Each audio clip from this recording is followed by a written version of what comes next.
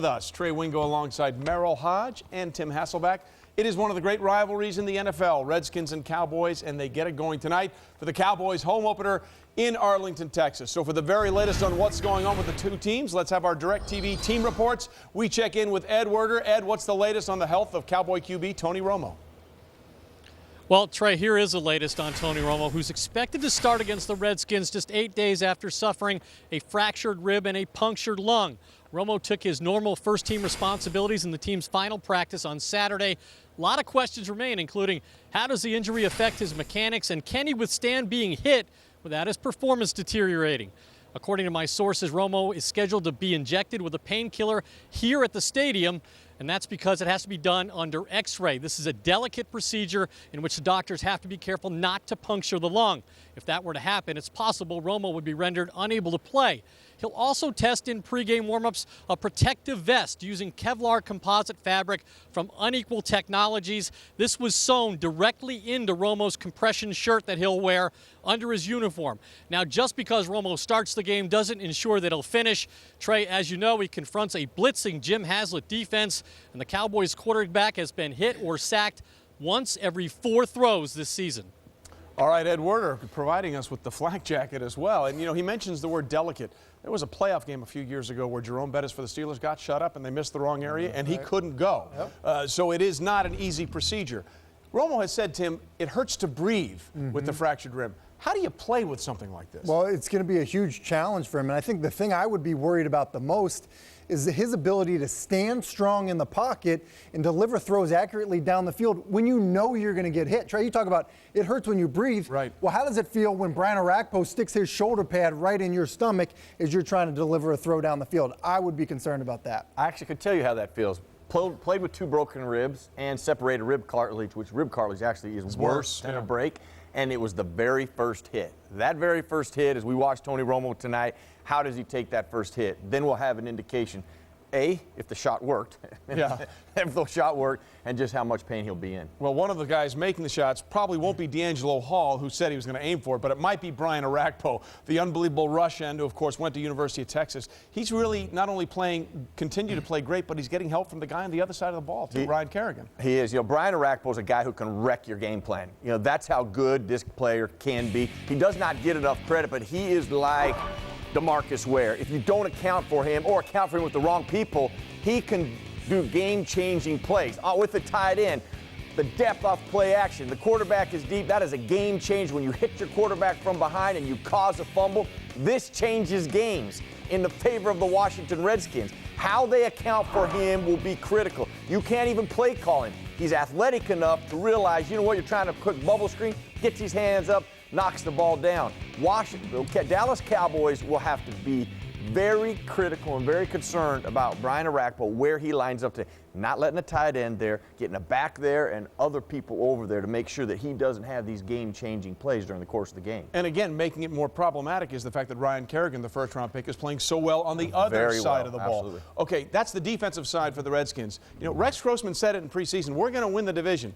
2 games in, he's right, and he's been a big reason why they're 2-0. He is a big reason why. And that confidence, that prediction, you see that confidence when he's out on the field. This is a guy who has total command of this offense. Look at him here and just how decisive he is with the ball. Wants to throw the out cut.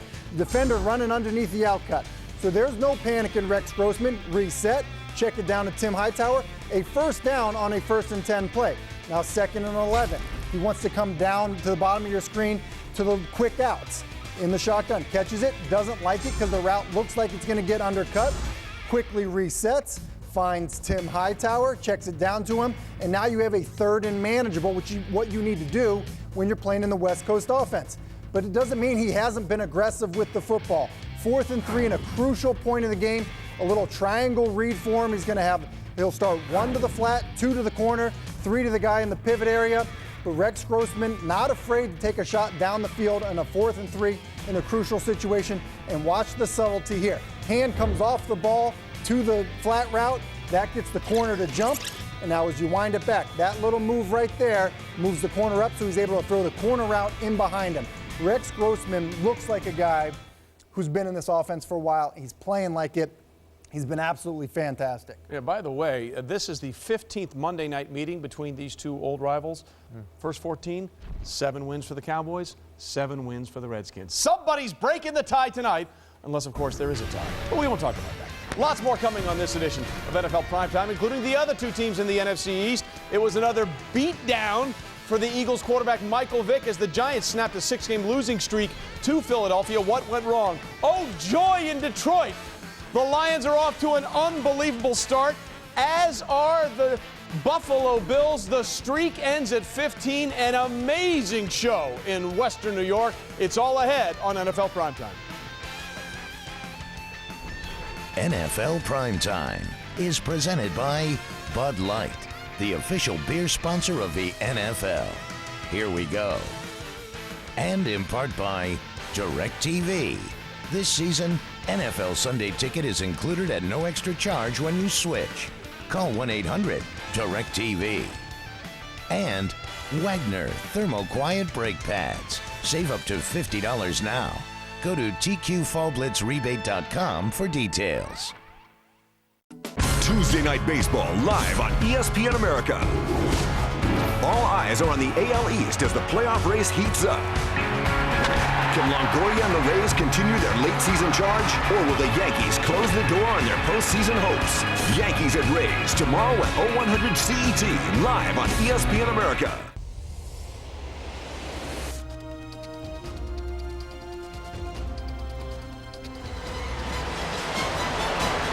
In Super Bowl 22, the Broncos broke in front when quarterback John Elway threw a 56-yard touchdown pass to receiver Ricky Nattel on the Broncos' first play. But from there on out, the Redskins reigned. The 30, the 20, the 15, the 10, touchdown. Rookie running back Timmy Smith ran for 204 yards on 22 carries, including a 74-yard march to the end zone. 15, 10, 5, touchdown, Washington Redskins. Washington quarterback Doug Williams completed 18 of 29 passes for 340 yards and was chosen as the game's MVP as he led his Redskins to their second NFL title of the 1980s.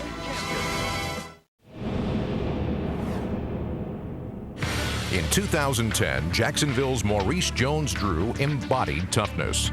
He ran for over 1,300 yards for the second consecutive season, despite playing with a torn meniscus in his knee. Jones-Drew recorded 6 straight games with 100-plus rushing yards, the second longest streak in Jaguars history. With a healthy knee in 2011, MJD should help the Jaguars make a run for the playoffs.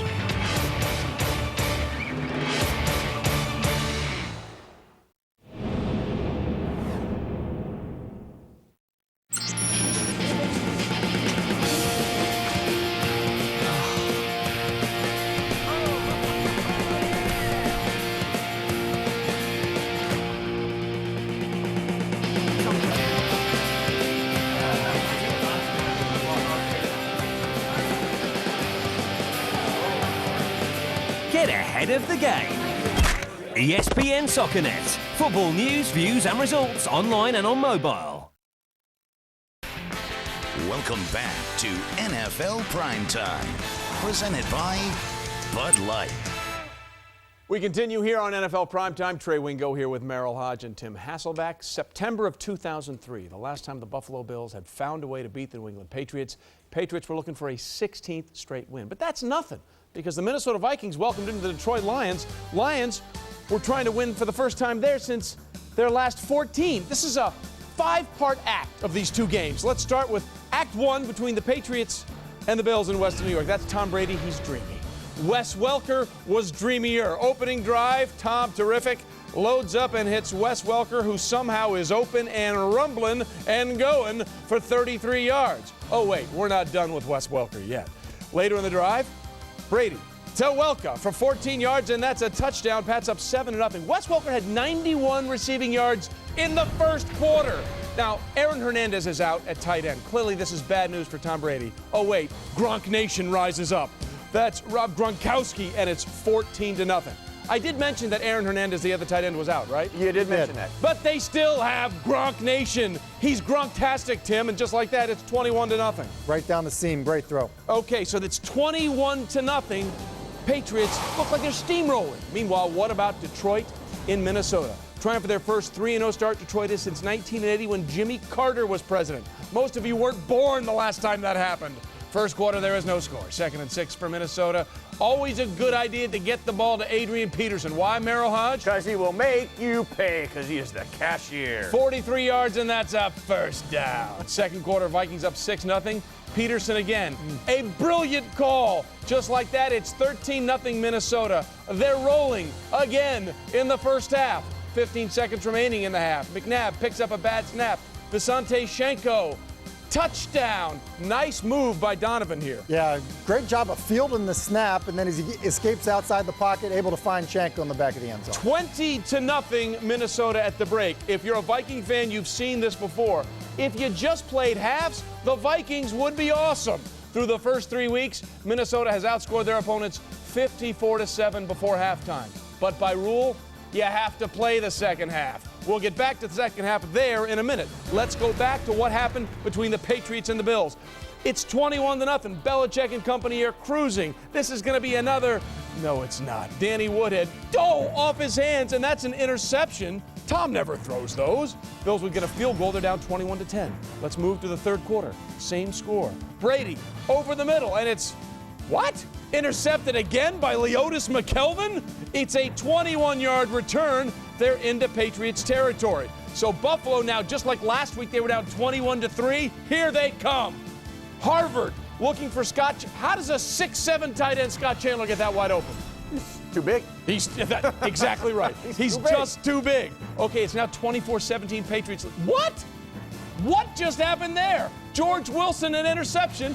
That is 3 in one game. I ask you, Tim, what happened? Well, you look at the release of Rob Gronkowski. He's going to go inside George Wilson, which is going to allow Wilson to see back at the quarterback, see when the ball is released, and go up and make a terrific play on the football. That is three interceptions in this game already for Tom Brady. And as you see, as Tim was explaining, Wilson breaking on the ball. Well done. So the first play of the ensuing drive, Ryan Fitzpatrick, he sees something. He's pulling a Tom Brady, a Peyton Manning. That's that Harvard education, by the way. Checking out of it, and finally recognizing the coverage and finding Donald Jones down the left side for a 48-yard gain. Merrill, tell us, how did he do it? Trey, Fitzpatrick used his Harvard education pre-snap to figure out what the Patriots are going to do. Now, as he studied the Patriots, one of the things that Patriots like to do is this robber lurk coverage. That means these two safeties are vital in looking at what they do. Now, Fitzpatrick realizes this safety's coming up here. Why? Well, because this linebacker's going to blitz, so he's going to be in coverage. A lot of teams will take their safety and put him in the middle of the field when that happens. However, the Patriots bring him down here. This is the lurker, the robber. He reads the quarterback's eyes and takes away anything in here that may come open, and the quarterback doesn't account for it. Well, Fitzpatrick realizes that. So what does he do? Jackson, come on the backfield. I'm going to have you pick up the linebacker. Receivers, we're changing our routes. Because I see that lurk coverage, we're not attacking the middle. We're going to attack on the perimeter. Well, as we snap the ball, look what happens. Well, there's that the two safeties we've already talked about, okay? Position to cover. Now he comes down. He's just reading the quarterback's eyes, watching for anything to be coming in here. Fitzpatrick wouldn't be able to account for it, and he'll throw an interception. But aha, what does Fitzpatrick say? I know that, so guess what I'm going to do? You left one-on-one on the outside. That's my guy I'm going to target. And what do? I'm going to look to the outside. I know there's no deep safety help, so I can take that shot. He takes it, he gets it, and he beat the Patriots pre-snap in this game. Merrill's Idaho State education breaking down the Harvard education of Ryan Fitzpatrick. Okay, it's still 24-17. Ryan, oh no, Ryan, you did not just do that. Josh Barrett comes up with the pick, but wait a minute. We've got a late flag. Pass interference on Sergio Brown. Tim, your thoughts? Listen, I like cheering for offense, but this is a horrible call there. Really, the defender not grabbing onto the receiver grabbing onto the defender. What's he supposed to do? So next play, the pride of Co-College. Fred Jackson powers his way up the middle. It's a tie game. First play of the ensuing drive. You have got to be kidding me. Tipped, Drayton Florence, pick 6. Keep in mind, that's 4 in this game. Tom had 4 all of last year. Great job. When you can't get there, get your hands up and try to knock the ball down. I thought the Bills did a great job of doing that when they didn't get pressure. So just like that, it's 31-24, but he's Tom Brady. He can bring them back. Ensuing drive, 3rd and 4. You want to talk about a perfect pass, and it's a touch drop by Chad Ochocinco. Tim. Twitter finger. Listen, you can't throw that thing. Can't throw that thing any better than Tom threw it right there. Oh, Chad, who's been struggling in the offense. So how would Tom Brady respond? Go to who you trust. 3rd and 6. Oh, it's Wes Welker. Right sideline for 20 yards. Pat's set up in the red zone. Later on the drive, it's 4th and 6. They got to get in 4th and goal. Who do you trust? I wonder who's going to throw it to. Welker. Wes Welker. Fantasy owners everywhere rejoice. Touchdown. Game tied at 31. Welker, 16 catches, over 200 yards, and 2 scores. So the Bills' final drive. First play, Ryan Fitzpatrick trying to get something going. And what a throw to Donald Jones for the 29-yard strike. They had one-on-one coverage, and they beat it. 2 plays later, the least used phrase in all of sports. Harvard to college connection. And there he goes. Fred, they rule it a touchdown. But they mark him down at the 1 upon review. Take another look as they go under the hoodie. They got it right? Well, they got it right, and it really is the best thing that could have happened to the Buffalo Bills in this situation. And that's why Bill Belichick is upset. He scored. No, he scored. He scored because he scored on us. Come on. With the timeouts. Okay, then the Bills did almost everything they could to try and mess this up. He's smart. He needs the ball to kill the clock, and Brady can only watch it. 2nd and goal. The ball actually popped out for a minute. But the Patriots don't get it. The Bills called for a false start. They would kneel down 5 times in total to wind the clock down to 3 seconds. And with 3 to go, let's go Buffalo! Streak buster Ryan Lindell nails it for the first time since September of 23. The Bills take down the Patriots 34-31, and in doing so come back once again from a huge deficit. They're the first team to defeat a Bill Belichick coach team after trailing by 20 or more points since Belichick's first season in 1991, and the Bills are the first team in NFL history to win consecutive games after trailing by at least 18 points in each. There is no quit in Buffalo. Meanwhile, later that same day, let's go back to the game between Detroit and the Vikings. Matthew Stafford at one point down 20-0. Stafford out of the gun, Megatron. Come on. It's almost an unfair fight. Well, it is. The way the rules are set up, there's nothing you can do to defend that when a guy that big can go and adjust his body to go up and get the ball up at its high point. Makes it 20-7. They're now down 20-10. Little screen pass to Javid Best, and boom and goodbye. You want burst, 60 yards, and he's just pushed out at around the 5. So first down, Lions at the Vikings 5-yard line. Next play of the drive as we switch ends. Stafford to who? To who? Megatron. And just like that, it's 20-17. That's the what? It sure is. It's the prime time dime. It is a silent E. But look at him rolling out of the pocket there, find a Megatron in the back. All right, so later in the 4th quarter, Adrian Peterson waves off the field goal unit. Only Peyton Manning can do that. Okay? Toby Gerhart, stopped short, so the Vikings turn it over on downs, and Minnesota's like, we're not going to do this again, are we? 50 yards from Jason Hanson. He's been in the league a long time, and he's still got a cannon. They have come all the way back to tie it at 20. So, less than 2 minutes remaining in the 4th. Vikings trying to get something going, down 23-20. McNabb intended for Bernard Berry, and he's overthrown. Just can't quite get there, and Donovan can't believe it. Phil Lowell thought we had a touchdown. Next play, Ryan Longwell on for the 49-yard field goal, and boom, he's got it. We go to overtime, tied at 23. In overtime, here come the Lions. Keep in mind, they won the last 4 games they had last year, and this catch by Calvin Johnson, unbelievable grab, 40 yards, somehow able to catch it, gives a first down. The Lions say that's enough for us, and Jason Hanson, it just sneaks in, but it's good. And the Lions, Jim Schwartz is fired up. 3-0 to start the season, 26-23. Again, in starting 3-0, this is their first 3-0 start since Jimmy Carter was in the White House. The Lions win in Minnesota for the first time since 1997, snapping an 11-game losing streak in divisional road games. Huge comebacks by both teams. What did we learn about both of these franchises that have been so downtrodden for so many years? Were these games turning points for both the Bills and the Lions? Well, I clearly think so. You know, when you look at both of these teams, you know, you have to have talent on a football field. I don't think there's any question about that, but every NFL team has that. You have to build confidence, though. You have to build confidence, and you have to believe in yourself. And what the Bills did and what the Lions did yesterday builds those kind of things. You talk about it in the locker room. You talk about it during the course of the game and at halftime and during the game.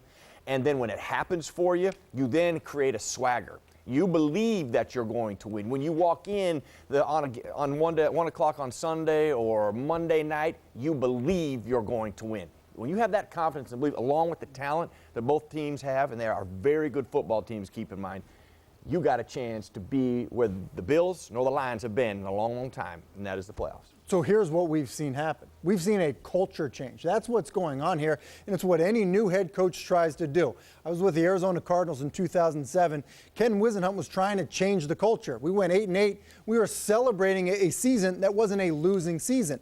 The same thing's going on in Detroit and in Buffalo. Jim Schwartz trying to change the culture there so people believe that every week that they go in, they have a chance. No matter how much they're down, they're going to believe in their quarterback. And Trey, you said it earlier, no quit. Right. No quit in either of these football teams. So those locker rooms are buying what Chan Gailey and what Jim Schwartz are selling, and it is obvious on Sundays. The last 11 times the Detroit Lions have lined up to play a football game, they've come away victorious. First 3 this season, they were 4-0 in preseason, and they won the last 4 to end the regular season in 2010. And Sunday was the first time 2 teams overcame deficits of 20 points on the same Sunday since September 12th, 1999.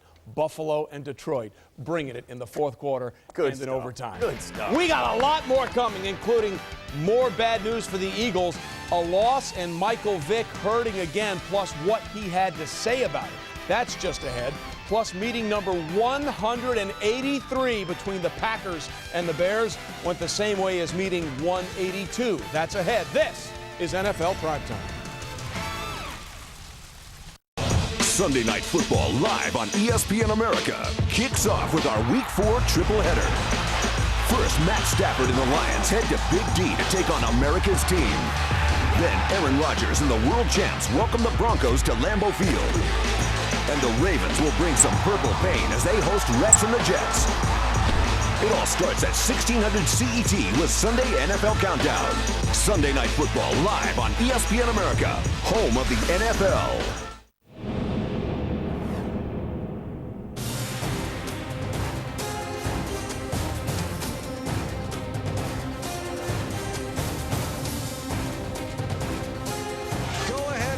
You're the best wide receiver in the league, and Andre Johnson got it for sure. He makes the catch for a Texans touchdown. Andre Johnson plucks it out of the air.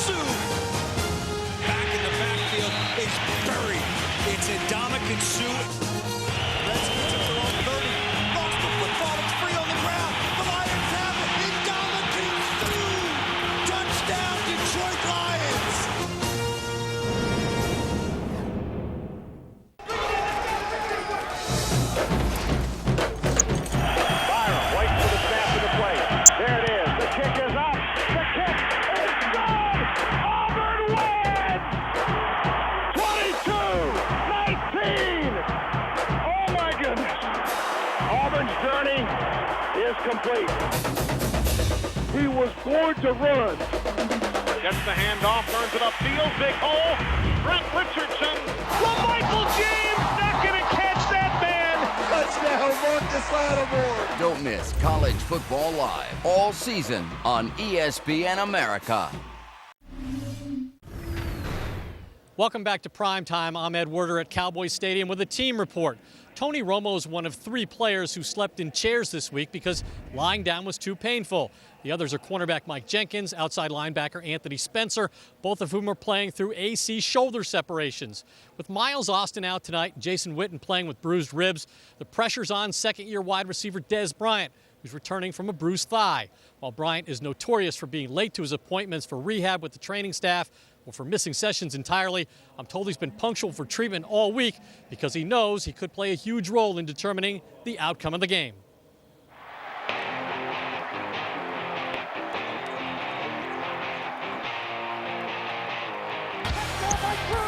He took it away from 2 defenders. Right corner of the end zone. Now Saquon got it. Touchdown! Pinball catch by Walker.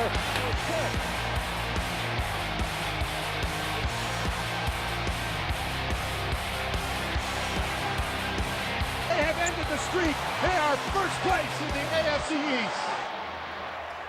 Primetime rolls on with the home opener for the Eagles, the Giants in town, a team they had beaten 6 straight times, including playoffs. Michael Vick playing despite the concussion last week, and let's just say he was under duress. First quarter, 3rd and 6, Vick under pressure, and that one goes off the hands of former Giant wide receiver Steve Smith, and it's picked off by Aaron Ross. The Giants take over. Pick it up a little later in the first quarter, the Eagles down 7-0, 3rd and 11, Vick, under pressure from Jason Pierre-Paul, gets away from that, but boom, gets run into right there, and you take another look, you sort of hit high there. He takes a hard hit, loss of 6 yards. The Eagles forced to punt. Then the Eagles down 14-13, 2nd and 9. Vick will throw this one and complete it to Jeremy Maclin for 23, but look at this play here. As Vick was letting go, Chris Canty comes into him, again a little high. Vick would end up leaving the game with an injured right hand. After the game, Vick was not happy at all with the way he was not being protected. Do you feel you're not getting the calls that other quarterbacks get? Absolutely. Why? Why, Mike? Why? I mean, you all see it. There's no reason for me to go into a big dissertation about why I'm not getting the calls. The refs, they got to do their job as well. I even mentioned it in training camp to the refs when we had our little meeting. So, just for precaution. But hey, I don't know. Well, statistically, by the numbers, that's actually incorrect. No team in the NFC East has benefited from more roughing the passer calls over the last 2 seasons than the Eagles. Opponents have been called for 5 of them, with Michael Vick being fouled on 4 occasions. In fact, take it one step further, only 6 teams in the entire NFL since the start of 2010 have had more roughing the passer calls against them than the Philadelphia Eagles, and not one of them has an elite quarterback. So I understand that there's probably some inconsistency in the way the rule is being interpreted, but Michael Vick is in no way getting fewer calls than any other quarterback. In fact, he's getting more than most. So does he have a gripe here? No, I don't think he has a gripe here. And you look at hits on him. We saw the first hit by Jason Pierre-Paul. He's outside the pocket. He is now a runner, and so you tackle him like you tackle any player. The Chris Canty hit, could I see that maybe being flagged? Sure, I could. But I could see the Kerry Collins hit in their game against Pittsburgh being a penalty where he had to leave the game. Matt Ryan a week ago against the Philadelphia Eagles could have also been flagged. To me, it's just more inconsistency across the board, not just against Michael Vick. Here's how Vick could help himself. Number one, if you don't leave the pocket, then you don't have to worry about getting hit. And within the framework of the pocket, if he threw the ball with greater anticipation, we seldom talk about that. Vick is more of a C thrower, so he wants the break to come open before he throws it. Whereas like a Tom Brady, he anticipates the throw. We talk about Brady's accuracy and his timing and decision making, but the thing that bridges that is the anticipation. Vick is not like that. Jay Cutler is not like that. That's why they take more hits. So if they got better, or Vick got better just in that framework in the pocket, he would reduce half his hits just right there. You don't leave the pocket, you reduce another 50% of your hits. Boy, you narrow it down to just a few hits if you get better as a player. There's way too much interpretation for the official. We remove it in every other area. We're looking for intent here, and that's a problem. And of course it is. And so to me, it's just way too much, and that's why you see the calls across the board. Well, I believe in the rule. I believe in the rule. It is in the judgment of the official. Now, they're watching for launching and around the head area, but anytime you have in the judgment, the game all is so three of us, fast. I know, that's my point. When we say judgment, we all could see a play. Anyway, write down on the card what we saw. It could be 3 different ways. And keep in mind on that play with Michael Vick is complaining about, the officials stand on the other side. The camera angle's coming at this side. We all see the helmet go down to the side. From that perspective, you could probably argue, sure, the helmet was down the flag. However, the official's on the other side. He doesn't see that. Yeah, he just sees the shoulder go in. The irony of this is staying in the pocket. That's what got him hurt in Sunday night. What was a freak thing? He ran into his own offensive lineman, Todd Harrimans. By the way, Michael Vick and the injury, it's not a broken hand, but that's not the only problem right now for the Philadelphia Eagles. As you'll see in the rest of this game, they had other issues in this contest. Third quarter, the Eagles trailing 14-13. Second and goal from the 1, Michael Vick. QB sneak? No. Offense coordinator Marty Morningwig says, let's give it to the fullback. Penetration kills the running game. The number 1 killer in the running game, Trey Wingo, penetration. Never got there. Eagles settle for a field goal. Fourth quarter, Eagles up 16-14. 4th and 1, handoff to LaShawn McCoy and Michael Boley. Penetration again.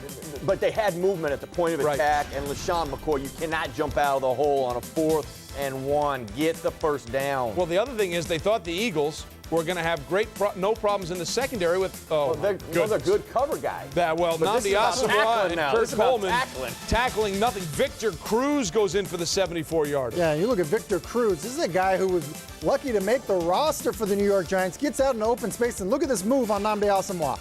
Unbelievable move in the open field. Great effort. That put the Giants up 14-0. So just over 8 minutes remaining. The Giants are down 16-14. Eli once again going to Victor Cruz. How does Victor Cruz out-jump Nnamdi Asomugha for the ball? It's unbelievable. When you think about what they're paying Victor Cruz in New York, what they're paying Nnamdi in Philly, that should never happen. And then 3rd and 11 from the 18, the screen to Ahmad Bradshaw, and he's gone. Manning 16-23, very efficient, 254 yards and 4 touchdowns. The Giants finally end that 6-game losing streak to Philadelphia. Meanwhile, Packers-Bears NFC title game rematch. This one in Chicago at New Soldier Field. And Aaron Rodgers thinking, I got a feeling Jermichael Finley might be a good idea in this game. Aaron, you were right on. 2nd and goal, and disregard the flag because Jermichael Finley gobble. 6-yard touchdown. Great double move. Yeah, just look at the quickness for a guy his size, and then when you have a target that big down in the red zone, put the ball up high and let him go get it. All right. Second quarter, same score. If it ain't broke, don't fix it. And there's Jermichael Finley again for a gain of 24. And the Packers are the best back-throwing shoulder team in all of football. They do it to everybody in almost every kind of route. And then Rodgers improvising. Hey, he got me down there. I'll let him finish. Touchdown. Finley, 7 catches, 85 yards, 1, 2, 3 touchdowns. Packers up 14-0. You have him on your fantasy team? No, I don't. I know people that did. Greatest play that didn't count. The punt. Everybody goes right, except the ball goes left. Devin Hester sells it, but Johnny Knox is off to the races, and he's gone 89 yards for the touchdown. All right, there's a problem here. There was a flag on the play that brought it back, but let's set this up.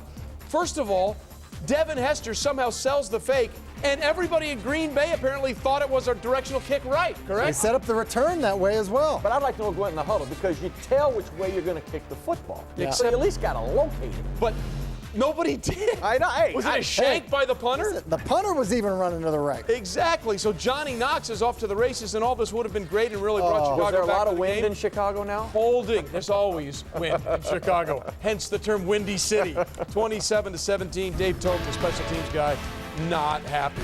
When we continue, someone else not happy? That would be Rex Ryan, because the Jets just got done run on and run over by Darren McFadden. Meanwhile, in the NFC South, it was a huge showdown between the Falcons and the Bucs. Josh Freeman and company, not a comeback in the 4th, but hanging on this time. We've got that ahead. Stay with us. Monday Night Football live on ESPN America. Week 3 kicks off with an NFC blockbuster. As Cowboys Stadium prepares for the first home game of the season, will America's team pile misery on their biggest rivals? Or can Rex and the Skin silence the Big D and claim another victory in the NFC East? It all starts tonight at 0100 CET with Monday NFL Countdown. Monday Night Football live on ESPN America, home of the NFL.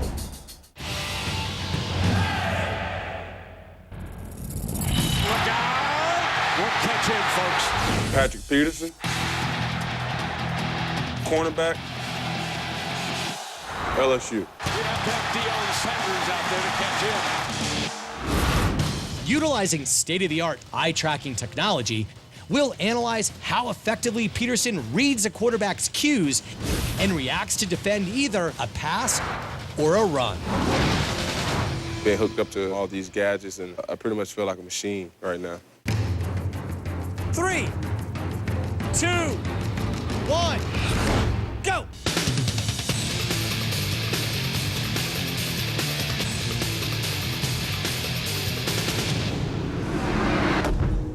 The average NFL QB's release time is roughly 0.4 of a second. And a pass that travels 20 yards through the air at 35 miles per hour takes just over 1 second to reach its target. This means that based on his reaction time, ability to change direction, and acceleration, if he's within 15 feet of the receiver, when the QB releases a pass that travels 20 yards through the air, Peterson can get a hand on the ball every time. For ESPN Sports Science, I'm John Brankus.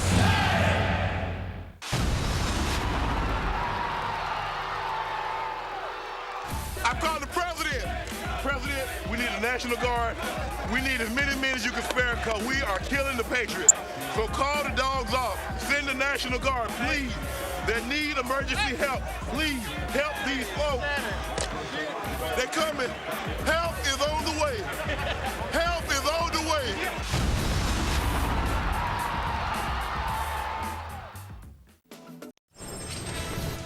Don't forget to check out one of our new NFL shows, NFL 32, weekdays 6 o'clock Eastern on ESPN2. Susie and Mort take you through all the interactive, informative things you need to know about the NFL. NFL 32, 6 o'clock Eastern on ESPN2. Meanwhile, primetime rolls on. Mark Sanchez and the Jets for the Raiders home opener. This was the first game for Mark there since the infamous hot dog game of his rookie year of 2009. And no hot dog, just solid performance once again by LaDainian Tomlinson. First quarter, he can still do this. Make you miss, and he still got burst. 74 yards out at the 1-yard line. Mark Sanchez would score on a 1-yard touchdown run. Second quarter, game tied at 7. Sanchez once again looking for LT, 18 yards. Congratulations, LaDainian Tomlin joins Emmitt Smith and Jerry Rice as the only 3 players with 160 career touchdowns. Jets up 14-7. Antonio Cromartie, Tim, had a rough day. Yeah. Had a rough day. You know, you can't put your hands on the defender at the top of his break or once you're 5 yards down the field. Cromartie not doing a good job of trusting his technique, getting involved with the wide receiver, hurting his football team. Yeah, lots of pass interferences, and then on this kick, just absolutely muffs it, picks it up, and then it's fumbled and covered by Tawan Jones. Cromartie would actually literally add injury to insult later. He would leave with something wrong with his ribs. As for rushing, well, the Raiders do that really well. Merrill and Darren McFadden did it to the Jets all day. All day, baby. What a great job. If you're going to defend the Raiders in a running game, you better defend the perimeter. Because Darren McFadden, if he gets the corner, he's going to hit his head on the goalpost. Yeah, my brother. He did it time and time again, and I believe we got a seal here, Merrill. Yeah, because downhill holds those blocks inside. So we get a seal here. We got the out of bounds over there and a kick out there. So we got a seal there. And we got a huge wavy alley as we start to work our way down the field. Great downfield blocking by Chaz Schillens and other wide receivers. Then, how about this? That's why we call him a factor back, baby. He's the factor in every play. Darren McFadden trying to get something going in a 27-yard gain. The very next play, they're going to do it again. Why not? This is Denarius Moore, who had that great touchdown catch last week. Oh, look at the block by Samson Satelli as Moore reaches across the goal line for the touchdown. That was a huge hit. Huge hit on Jeff. You think? My goodness. That's the what we call a Raiders rising blow. Ran for 234 yards. First time Rex Ryan's Jets defense has given up 200 rushing yards. Meanwhile, big showdown in the NFC South, Falcons and Bucks. Falcons have allowed 9 sacks entering Sunday, third worst in the NFL. And here comes the cavalry. Sacked by Dakota Watson, Ryan fumbles, and Rondé Barber, the ageless wonder, recovers. Second quarter, protection team. Where is it? My goodness, Adrian Claiborne. Webster Groves' pride with the big hit. Yeah, it's not good enough. And really, that front of the Tampa Bay Buccaneers having their way with the Atlanta Falcons up there. That's what a statesman will do for you. He was sacked 4 times, lost 2 fumbles. Falcons down 16-3 after 3, fourth quarter. Ryan getting some time to throw, and Hello, Julio Jones, as he gobbles in this one for a 49-yard gain. He had 6 grabs for 115 yards. On the very next play, Tony Gonzalez is much like Rondé Barber, ageless and still excellent. But that cut it to 16-10. Under 5 minutes left in the fourth, 3rd and goal from the 15. Ryan, under pressure, just has to throw this one away. They would settle for a field goal to make it 16-13. So now, under 2 minutes left, 4th and 1 for the Bucs. They're going to try and run out the clock on 4th and 1. It's a no-brainer. They're just looking for the, oh no, they didn't do it. They jump. That gives them the first down. Look at the interior of the line, and look at Brian Van Gorder, the defensive coordinator. Don't look at his lips, though. I can't believe you just did that. Raheem Morris gets his first one against Atlanta, 16-13. When we continue, a shootout at the Superdome as New Orleans once again finds a way to get it done. Meanwhile, Cam did not throw for 400, but he got a most important number, 1 as in win.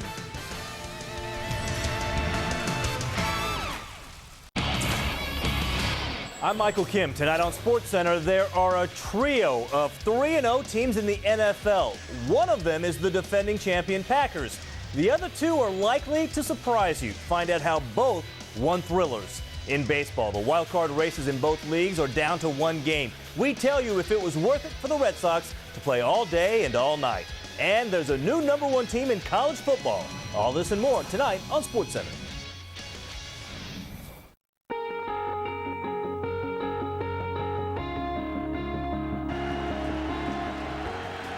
Quick snap, Gronkowski on 3rd and 12. It's wide open. It's the first catch. A.J. Green on a 41-yard touchdown, beating Hayden. And for Green, that is his first NFL reception, and it's good for 6. Holy Toledo. Stunning play by the Bengals. You have a veteran quarterback in for A.J. Dalton. Joe Hayden doesn't get out on the perimeter by the time they snap the ball, and A.J. Green takes off for the end zone, and Bruce Gronkowski finds him for a touchdown. See it right there? Yeah. He doesn't get there.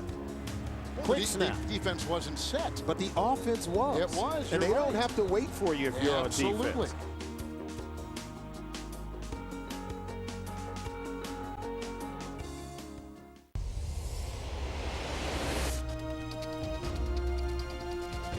The site of Super Bowl 16 was a cold and icy Silverdome in Pontiac, Michigan, where the San Francisco 49ers took on the Cincinnati Bengals.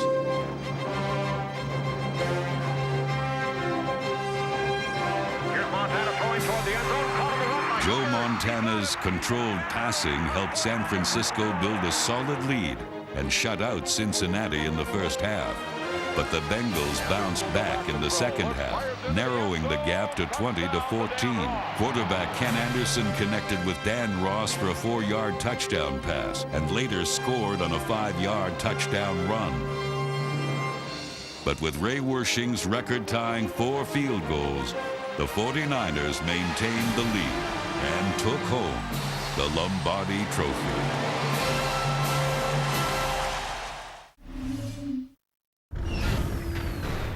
Welcome back to Primetime. I'm Ed Werder with a team report. One member of the Redskins told me the Cowboys are crazy to put Tony Romo at risk to win 1 game. Washington's making knocking Romo out of the game a priority. D'Angelo Hall told us last night at the team hotel that he's been in the ear of defensive coordinator Jim Haslett, begging the coach to let him blitz on the game's first play. Brian Arakpo said the goal is to stop the run, get after Romo, and get some hits on him right here. The Redskins' defense should be more dangerous than ever tonight with the expected return of safety LaRon Landry, their most physical player. Primetime rolls on with a big showdown of the NFC South against the AFC South. Arian Foster of the Houston Texans not playing, and well, was he cheating? Was he what? Was he cheating on the? Was he looking at the answers there? Sure. First play of the fourth quarter. I have no idea what Merrill is saying. Matt Schaub to James Casey for the diving catch at a 26-yard touchdown. After the extra point, the Texans up 26-17. That is the definition of a blank stare from Drew Brees. Back come the Saints later in the fourth. Brees, dialed in here. Jimmy Graham cost him a pick earlier in the game. Nice move there for the 27-yard touchdown pass. After the extra point, Saints down 26-24. Ensuing Texans drive. Shaw looking for Andre Johnson, but the pass is picked off by Jabari Greer. Schaub's first interception of the game. What happened, Tim Hasselbeck?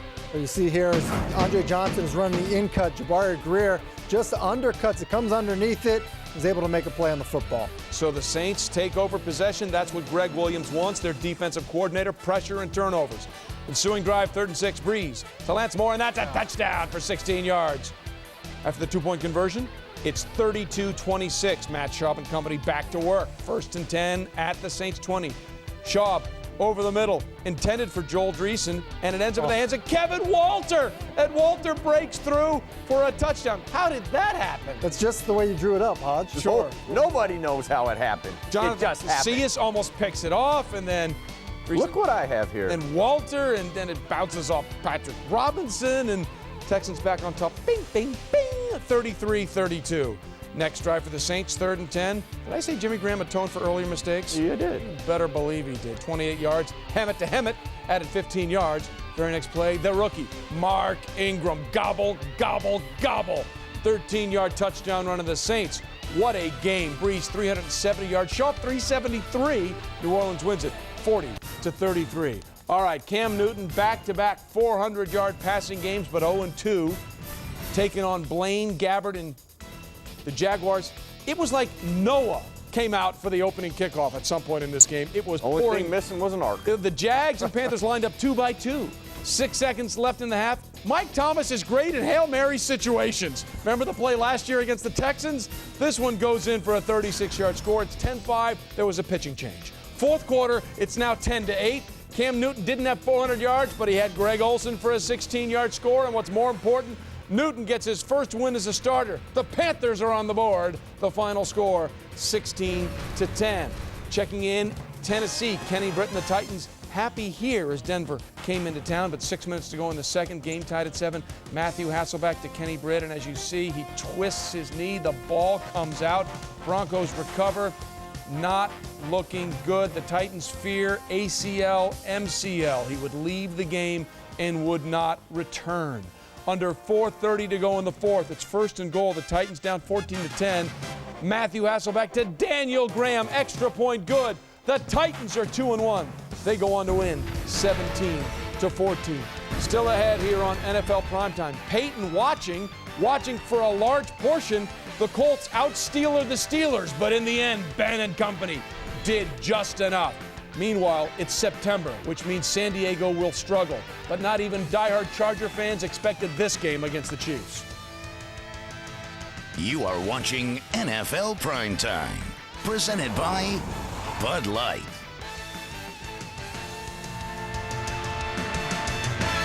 Tuesday Night Baseball live on ESPN America. All eyes are on the AL East as the playoff race heats up. Can Longoria and the Rays continue their late season charge? Or will the Yankees close the door on their postseason hopes? Yankees at Rays tomorrow at 0100 CET, live on ESPN America.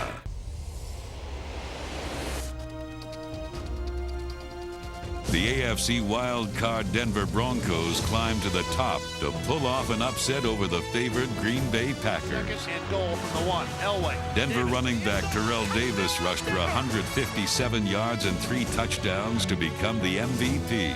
With this victory, the Broncos ended the NFC's 13-season Super Bowl winning streak. In 1999, no one was surprised to see John Elway and his Broncos back in the big game as they took on the Atlanta Falcons in Super Bowl 33. Down deep the middle of the field. Rod Smith got it. Elway completed 18 of 29 passes for 336 yards and a touchdown and ran for another score himself to clinch back-to-back Super Bowls for the Denver Broncos. Super Bowl 33 is history. The Denver Broncos are world champions once again.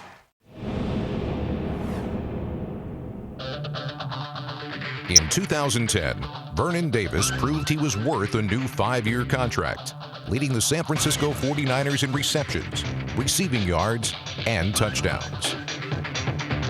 Davis's 914 receiving yards ranked second in the league among tight ends, and his 16.3 yards per catch ranked first. With new head coach Jim Harbaugh, Davis should continue to be one of the 49ers' most explosive offensive threats in 2011.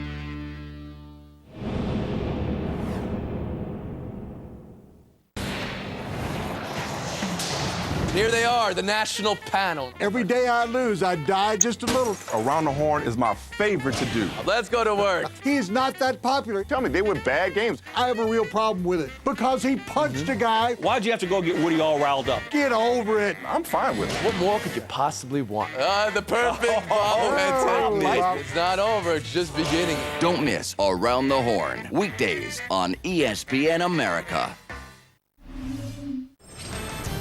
Don't forget to check out Audibles, presented by Best Buy every Thursday, 7 Eastern on ESPN, where you, the viewer, control the content. Log on and send your questions through Facebook and Twitter. That is Audibles. And now it's time for teams that may be down on their luck, which may be a good thing if Andrew Luck's the #1 overall pick in the draft. Steelers visiting Peyton Manning and the Colts in Indianapolis. Peyton, of course, just watching. Ben Roethlisberger having all kinds of issues here. Boy, Mathis and Freeney were just relentless in this game. That's a Mathis sack. And Mathis recovers the fumble. Colts would kick a field goal down 10-3. And then Dwight Freeney hits him. And Jamal Anderson, former #1 pick for the Falcons, gobble, runs that one all the way back for a touchdown. And just like that, we are tied at 10. Steelers' very next possession.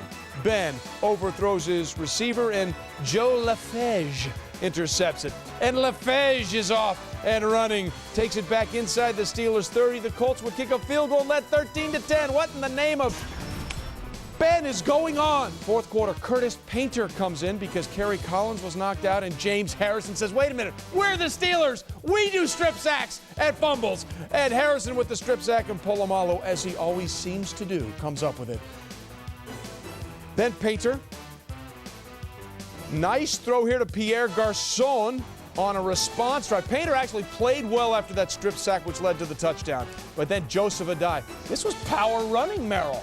Boy, got a lucky running, too, right there. Yeah. The quarterback, running back exchange. Troy Polamalu almost missed it by a micrometer. That tied it at 20. Steelers come back second and 10 from the 36. Here we go. Moelde Moore, who they didn't go to for the entire game until late. Obviously, they have a lot of trust in his ball security. 22-yard gain. Sean Sweesom, who stoinked one off the left upright early in the game. If he'd stoinked this one, he was buying his own ticket home. No problem. And the Steelers hang on to win 23-20. The Colts are 0-3 for the first time since Peyton's rookie year of 1998. All right. The Kansas City Chiefs have had a rough start to the 2011 season. Outscored 89-10. San Diego's been looking pretty good, but Steve Breston, 43-yard completion down to the one. Did he make it in? Official measures, the Chargers are short. Chiefs get one more chance. Ensuing Chiefs drive. There. They get the first down. Now, 1st and 10. Matt Castle. Oh, to Leonard Pope for a 23-yard gain, and that's a first down in Charger territory. Next play. It's 20. Oh, Matt Castle. What are you doing, Tim? Eric Weddle coming on the blitz does a nice job of recognizing it, stops, and then right there for the pick. Chargers go on to win 20-17. The Chiefs cannot believe it. They are 0-3. All right, taking a look at the Dolphins and the Browns. You figured this had to go better for Miami. They were on the road. They'd lost 11 of the last 12 at home. Second quarter, Browns down 7-0. Colt McCoy, play action, rolls right, and Josh Cribbs, goes and gets the ball at his highest point. Boy, without a question. You talk about timing, eye-hand coordination, big time touchdown. Tied it at 7. Okay, fourth quarter, Browns driving just over a minute left, down 16-10. McCoy to Montario Hardesty, and that's 10 yards and a first down. The Browns keep the drive alive on 4th and 4. Later in the drive, 48 seconds to play. McCoy to Mohamed Massaquoi, who makes his own leaping catch in the end zone. Colt, very solid. Browns hang on to win 17-16. Well, westbound and down. The NFC West has had its share of struggles, and the game between the Cardinals and the Seahawks would add to that. Larry Fitzgerald looking to become the Cardinals' all-time leading receiver. Kevin Cobb under duress. Where's Larry Fitzgerald? Just toss it up and he'll go get it, Tim, and he does. This is just ridiculous. This is what you can do with Larry Fitzgerald. It's why I think he's the best in the NFL. No one better at going up and high pointing the football than Larry Fitzgerald. Right there, he becomes the Cardinals' all-time leading touchdown leader. Cards up 10-3. Third quarter, Seahawks down 10-6 on the Arizona 11. Tavares Jackson. Great job by the O-line. Plenty of time. Rolls left. Nope, that's not going to work. Cuts back over the middle, and he's in for the touchdown. And the Seahawks go on to win 13-10, their first of the year. Still with us on this edition of NFL Primetime, the best of the best primetime performers. That's just ahead. Stay with us.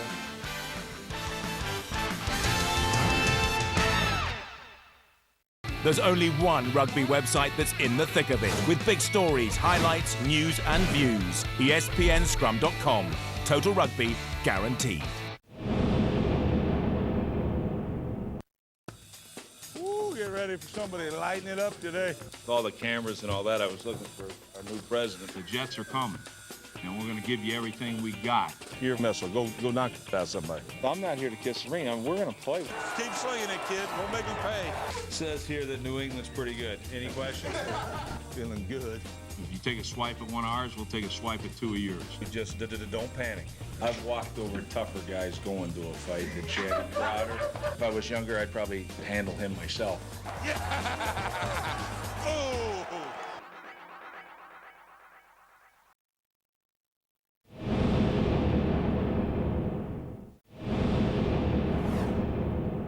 You gonna tell me when to go?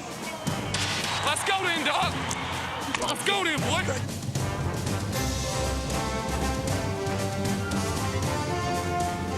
Tebow's at midfield, and down he goes, 40.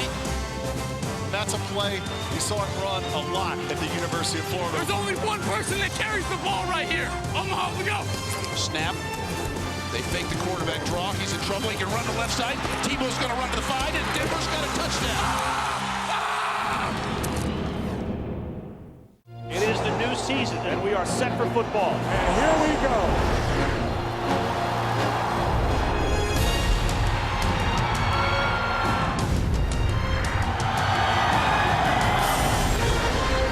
He's going to air one out down the middle, and he's caught.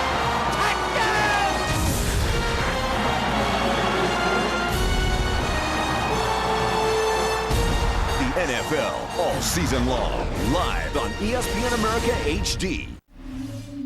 NFL Primetime is presented by Bud Light, the official beer sponsor of the NFL. Here we go. And here we go with the San Francisco 49ers in Cincinnati. Jim Harbaugh, focus. Fourth quarter, 49ers down 6-3 in this offensive era of the NFL. Alex Smith finds tight end Vernon Davis in the flat, pushed out of bounds after a gain of 8. The 49ers on the move, trying to make something happen. Listen, if it works, stick with it. You see Davis line up on the right side, come across the field. Alex Smith will find him, and Davis takes it down inside the 10. Vernon Davis, 8 receptions, 114 yards. Same drive, second and goal. Kendall Hunter gets the carry-off tackle. Flag on the play. It was on the Bengals. Touchdown says the 49ers win. They're an overtime loss away from being 3-0. And we go off to prime-time performers for Week 3. Tim, who you got? I got Victor Cruz, 3 catches for 110 yards and 2 touchdowns. And people were challenging the New York Giants wide receivers to step up. They needed someone to do it. Victor Cruz did just that. All right, Merrill. When you think of some of the most underrated players, they're all in Buffalo. Fred Jackson, week after week after week, comes up big. He is my prime-time performer. Pride of Coe College did it again. Torrey Smith tweeted before his first ever start, I got a good feeling about today. Well played, my man. His first 3 catches were all for touchdowns. He had 5 for 152 in the big win by the Ravens over the St. Louis Rams. I mean, if you can call your shot before the game, he said, I'm excited, and I feel pretty good about the way things are going to play out. Well done, Torrey Smith. Thanks for watching NFL Primetime. Tim Hasselbeck. That's Merrill Hodge. I'm Trey Wingo. See you.